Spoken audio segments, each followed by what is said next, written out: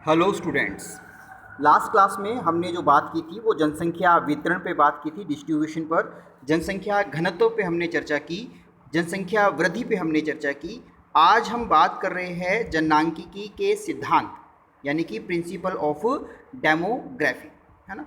What is the demography? Demography है क्या आपके पास? जननांकिकी का सिद्धांत है क्या आखिरकार, है ना। इस सिद्धांत का उपयोग किसी भी क्षेत्र की जनसंख्या के वर्णन एवं भावी जनसंख्या के पूर्वानुमान के लिए किया जाता है। यानी कि जननांकिकी सिद्धांत हम इसलिए यूज़ करते हैं ताकि किसी क्षेत्र की जनसंख्या का हम वहाँ पर अध्ययन कर सके और ये पता लगाया जा सके कि भविष्य में वहाँ की जनसंख्या कैसी रहेगी, वहाँ की जनसंख्या बढ़ेगी या वहाँ की जनसंख्या घटेगी, है ना। This theory use to describe the population of any area, the estimation of future population, estimation of future population, यानी कि भविष्य की जो योजना है जनसंख्या के संदर्भ में किस प्रकार की रहेगी वह इसके अंतर्गत देखा जाता है। ये जननांकीय संक्रमण क्या होता है, कैसे इसकी प्रक्रिया होती है, बड़े ध्यान से देखिएगा। किसी समाज के अंतर्गत, है ना, अगर कोई ग्रामीण व्यक्ति है, खेतीहार मजदूर है, अशिक्षित अवस्था से व्यक्ति उन्नति करता हुआ, है ना, आगे की ओर बढ़ता हुआ, उन्नति करता हुआ वह व्यक्ति साक्षर हो जाता है, नगरीकरण की ओर बढ़ता है, औद्योगिक अवस्था की ओर बढ़ता है और पिछड़ेपन से किस अवस्था में आ जाता है? विकसित अवस्था में आ जाता है। ग्रामीण खेतीहार अशिक्षित पिछड़ापन स्थिति में उस क्षेत्र की उच्च जन्म दर थी, यानी कि लगातार यहाँ पर जनसंख्या क्या होती जा रही थी? बढ़ती जा रही थी, क्योंकि पिछड़ापन था, शिक्षित नहीं थे, जनसंख्या के प्रति अवेयर नहीं थे, इसलिए जन्म दर लगातार क्या होती गई? बढ़ती गई। और मृत्यु दर भी इस क्षेत्र में देखिए, ग्रामीण खेतीहार जो अशिक्षित लोग थे इनकी जनसंख्या तो बढ़ ही रही थी, साथ में मृत्यु दर भी क्या थी? बढ़ रही थी, क्योंकि शिक्षा का अभाव था, चिकित्सा सुविधाओं का अभाव था, जिस कारण यह व्यक्ति उच्च जन्म दर भी हो रही थी और उच्च मृत्यु दर भी हो रही थी। जैसे ही ये व्यक्ति नगरीकरण की ओर गए, औद्योगिकरण की ओर आए, साक्षर हुए और साक्षर के साथ साथ इनका विकास हुआ, तो इनमें जनसंख्या नियंत्रण के उपायों के बारे में जानकारी प्राप्त हुई, जिस कारण इन लोगों की जन्म दर क्या हो गई? कम हो गई, निम्न जन्म दर हो गई और निम्न ही मृत्यु दर हो गई, क्योंकि इस क्षेत्र के अंतर्गत जन्म दर और मृत्यु दर के अंतर्गत निम्न क्षेत्र बना है, आपके पास कमी आई है। यह कारण जनसंख्या का शिक्षित होना और विकसित होना मेन भूमिका निभा रहा है। और जनसंख्या में होने वाला यह परिवर्तन, है ना, विभिन्न अवस्थाओं में होता है, जिसे सामूहिक रूप से हम जननांकीय चक्र के रूप में पहचानते हैं या फिर जानते हैं। तो आप बड़े ध्यान से आपने देखा किस प्रकार से यह वर्ग जो ग्रामीण था, खेतीहार था, अशिक्षित था, पिछड़ा हुआ था, यहाँ पर जब ये व्यक्ति नगरों की ओर बढ़े तब ये नगरी हो गए, औद्योगिक क्षेत्र का विकास हुआ, साक्षर हो गए, साक्षर के साथ साथ विकसित हो गए आपके पास। और जहाँ पर ग्रामीण क्षेत्र के अंतर्गत इनकी जन्म दर उच्च थी, मृत्यु दर उच्च थी, वही शिक्षित होने के बाद इनकी जन्म दर और मृत्यु दर दोनों में क्या आई है? कमी आई है। तो इस प्रकार से आपको जननांकीय संक्रमण को समझना है। अब हम इस पर और विचार करें तो संपूर्ण परिवर्तन की हमें 5 अवस्थाओं से गुजरना होता है ना। 5 अवस्थाएं हम देखेंगे जननांकीय संक्रमण सिद्धांत की, किस प्रकार से विश्व लेवल पर यह काम करता है। आप इस ग्राफ को बड़े ध्यान से देखिए, आपके पास स्टेज दी हुई है यहाँ पर, इस स्टेज में ये बताया गया है कि बर्थ और डेथ रेट कैसी है इस क्षेत्र में, है ना। फर्स्ट स्टेज में देखिए आप, जो फर्स्ट स्टेज दिखाई दे रही है यहाँ पर डेथ रेट और बर्थ रेट दोनों ही आपके पास उच्च दिखाई दे रही है। जन्म दर और मृत्यु दर दोनों ही कैसी है? उच्च है। इसलिए इन देशों के अंतर्गत या क्षेत्रों में जनसंख्या की वृद्धि बहुत ही कम होगी, क्योंकि जितने लोग पैदा हो रहे हैं उतने लोगों की मृत्यु हो रही है, तो जनसंख्या वृद्धि कैसी रहेगी? बहुत ही कम रहेगी फर्स्ट स्टेज के अंतर्गत आपके पास। और यहाँ पर जो लोग हैं, है ना, जो कार्य कर रहे होंगे वो कृषि पर कार्य पे डिपेंड रहे होंगे, एग्रीकल्चर पर डिपेंड होंगे आपके पास, है ना। तो यहाँ की ग्रोथ क्या होगी? बहुत स्लो होगी। जैसे आप देख सकते हैं यहाँ पर कुछ फ्यू रिमोट एरियाज रहेंगे आपके पास, है ना।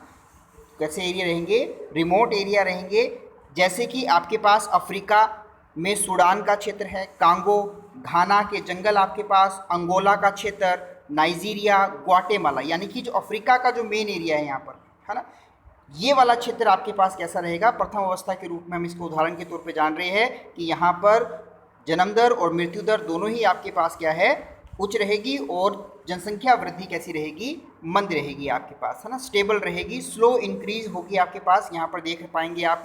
और कारण आप देख पा रहे हैं क्योंकि यहाँ पर लोग कृषि के अंतर्गत लगे हुए हैं, children and early age, religious, social encouragement, no family planning, यानी कि फैमिली प्लानिंग भी नहीं होती, इस कारण यहाँ पर आपके पास ऐसा कार्य देखने को मिल रहा है। रीज़न क्या है यहाँ पर मृत्यु दर होने का, है ना, क्योंकि यहाँ पे डिजीज़ होगी, बीमारियाँ रहेंगी आपके पास, फेमिनाइन पुअर, है ना, गरीबी यहाँ पर, medical knowledge, so many childrens die, है ना, मेडिकल जो नॉलेज है आपके पास वो यहाँ पर बहुत कम होगी, चिकित्सा सुविधा है बहुत कम होगी, इस कारण यहाँ पर जन्म दर और मृत्यु दर दोनों ही क्या होगी, सबसे ज़्यादा दिखाई देगी आपके पास। और यहाँ पर हम बात करें तो जनसंख्या मंद रहेगी, आपको फर्स्ट स्टेज में ये पता लगाना है आपके पास, है ना।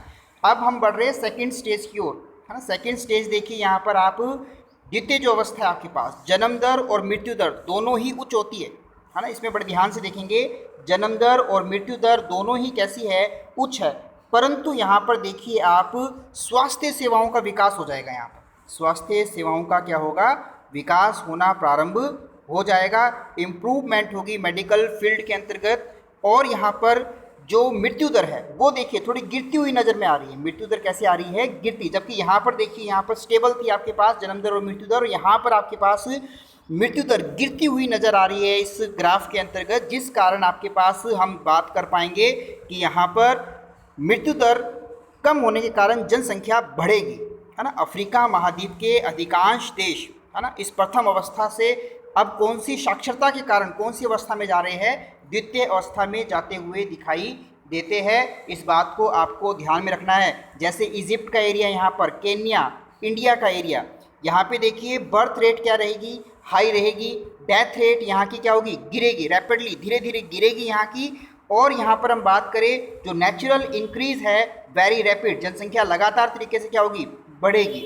और देखिए कारण क्या है बढ़ने का, improvement of medical care, water supply and sanitation, fewer children die, बहुत कम मात्रा में, बहुत कम संख्या में बच्चों की मृत्यु होगी, जिस कारण यहाँ पर आपके पास जनसंख्या क्या हो जाएगी, बढ़ जाएगी। आपको ये सारे पॉइंट्स क्या करने हैं, इसके देखने हैं, इंग्लिश मीडियम और हिंदी मीडियम दोनों बच्चे इस चार्ट को बड़े ध्यान से देखेंगे आप।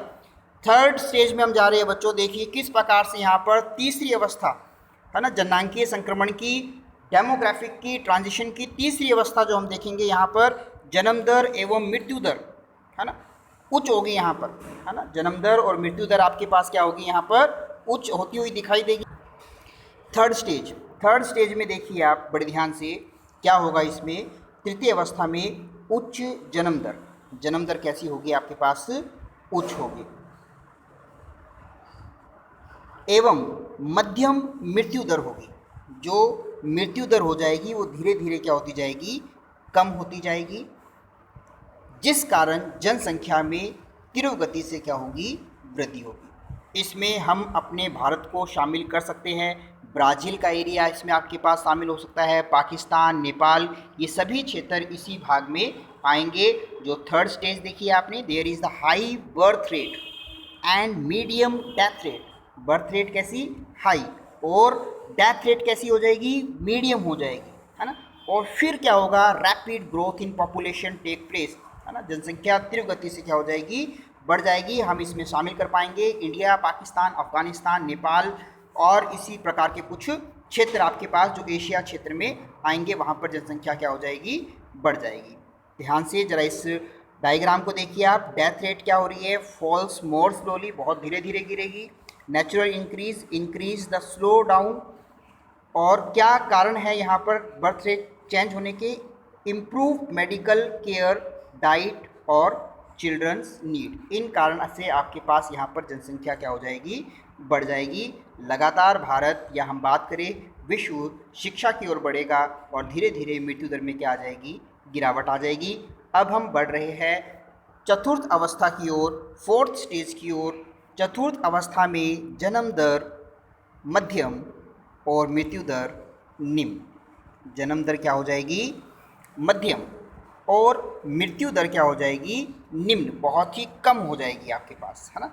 यहाँ से देखिए आप बड़ा ध्यान से, बर्थ रेट आपके पास फोर्थ स्टेज में क्या हो जाएगी? लो।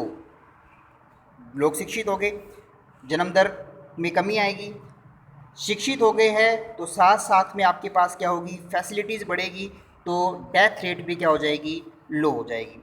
यानी कि birth rate and death rate दोनों ही क्या रहेगी? लो रहेगी, निम्न रहेगी। जनसंख्या एक प्रकार से क्या दिखाई देगी? स्टेबल दिखाई देगी। जनसंख्या आपके पास धीरे धीरे यहाँ पर क्या होगी? बढ़नी शुरू होगी, क्योंकि इस भाग में आप बड़े ध्यान से देखिए, फैमिली प्लानिंग लोग करना शुरू करेंगे, गुड हेल्थ इम्प्रूवमेंट, और यहाँ पे देखिए जो वीमेन महिलाओं का जो स्तर है वो क्या होगा?